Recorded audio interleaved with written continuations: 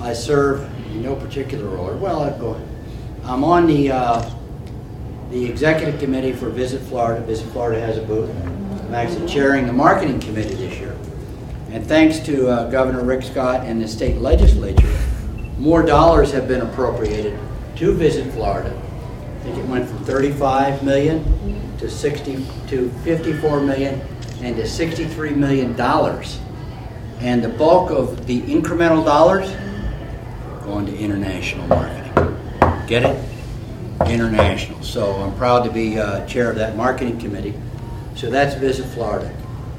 I was recently appointed by the Secretary of Commerce to the U.S. Travel and Tourism Advisory Board, which is a very prestigious. It was the slot that guy from Visit Florida won the Brand USA, the head of Brand. Chris Thompson had that slot when he was Visit Florida. How are you, ma'am? What's your name? Where are you? Beatrice from the Trump and Soniels. You know Mr. Trump? Yes. That's why we're together. Ah. Brother and sister. You get golf rights there, huh? Cool beach side. He has the golf, I have the beach. But I'm on the U.S. Travel Association Chairman Circle, and I am chair of the U.S. Travel Association Brazil Committee. Probably missing some stuff. It's not important. So, as part of this, as part of obviously Brazil, Miami's #1 market. I believe it's Florida's #1. I believe it's Disney's #1. And we had last year, Brazil was our #1 market. Miami's #1 market. I'll get back to that. Let's finish up these other cities in Brazil. Now, a little over a year ago, the wait times, and this is in my newsletter, was in the neighborhood of 120 days. 120 days to get this 3-minute interview. So my compliments, and I publicly compliment as many places I can, on the State Department and the Obama administration. The President said January 19th we're going to get better. They dedicated the resources, particularly in Brazil, the country we're most familiar with, and reduced the number from 120 to essentially 2 days. So it's 3 days in Rio today, and then we'll go to 3 days? Rio. 3 days. 3 days. Okay. And I'm going to go to wait times. I'm going to go to. Give me another city in Brazil. How many offices do you have in Sao Paulo. Brazil? Who, me? Yeah, I mean the 4. That's a good consulate question. offices. The State Department has four offices, and the Congress appropriated, I think it was $40 million within the last year to add 2 more offices. Porto Alegre and Yes, and I don't know where they are in terms of being open yet, but I know they did dedicate resources to go from 4 to 6. So let's go here. We're one more city. you have to go to Belo Horizonte. Brasilia. Well, we're going to go to Sao Paulo. What do you think the Sao Paulo wait time is today? 2 days. That's right. 2 days. So we're going to go over to, and this is how you can just tell, you know, and you can, the State Department, travel.state.gov, it's sorted by city in the world. So you can go to that basic site, look up Beijing, by wherever, and it'll give you the wait times. And it's virtually in real time.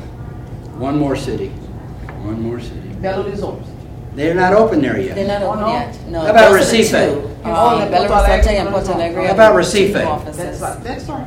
Yeah. You know what the wait? Huh? 3 days in Recife. 1 day. 1 day. 1 day. State Department, travel. I'm not their promoter because when it was 120 days, we told the world. And back then, why would anybody wait 120 days Yes. when they can jump on a plane and go? And so that's, and while we're working also on visa waiver, you heard Shane this morning Right. talk about Chile is now teed up. So Chile will be the first, and for me, Chile is number 15 for Miami. The Miami brand is, in terms of international markets, number 15. almost 150,000, growing at just a little under the double digits. But so Chile is teed up for visa waiver. Now, for modern times, and this is for modern times. Well, first of all, there's 37 countries in the world with visa waiver. Right today, how many are there in Latin America? 0. 0. You're going to the lightning round. Isn't that strange? Yeah. Virtually all of the countries in Europe are in visa waiver.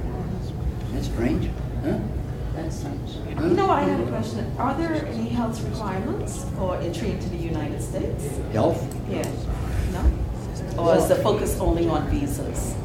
Well, Or no there visa? are health requirements. My wife went from, I think, Brazil to Costa Rica, because she didn't have a shot. She was turned away from Costa Rica. So I think there are different health.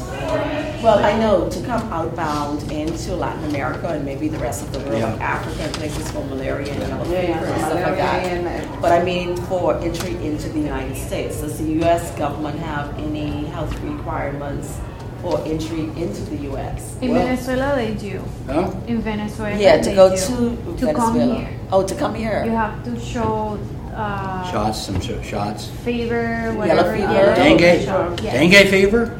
Yellow fever. Yellow fever. Yellow fever. Yeah. Yeah, you have to show, you have to prove that you have taken the shot. Yeah, I think Oh. it varies from Right, country to right. country. Now let me talk a little bit about visa waiver and maybe some of the misconceptions when we talk to our members of Congress. You know, visa waiver doesn't mean you just jump on a plane and fly to the U.S. There's what's called ESTA, the Electronic System for Travel Authorization. Even visa waiver countries, you have to go online and say, listen, I'm coming. It's Bill, you know, and you've got all my records. I'm coming. They run you through the same computer, all of the databases. And this, by the way, when ESTA is a financial basis for Brand USA. Brand USA doesn't have a dime of U.S. taxpayers' dollars. It's all the visa waiver visitors. They pay $10 fee and $4 to administer. Only in America could we charge $4 to administer 10, but that won't be on camera. So, but that funding is the basis for the funding for Brand USA.